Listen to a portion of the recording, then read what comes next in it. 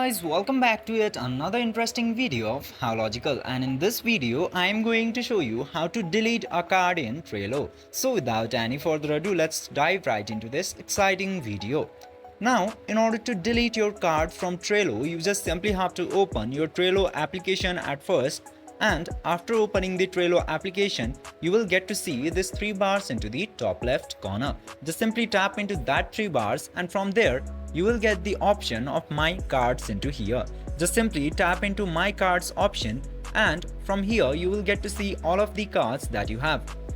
Just simply select the card which you want to delete, and after selecting the card you will get to see these three dots into the top right corner. Just simply tap into that three dots and then tap into this delete button which you will see in the last. Just simply tap there and tap into delete again in order to confirm the deletion. This way you can easily delete your card in Trello. I hope this video was helpful for you. If yes, don't forget to like, share and subscribe to the channel to never miss another update. Thank you for watching the video.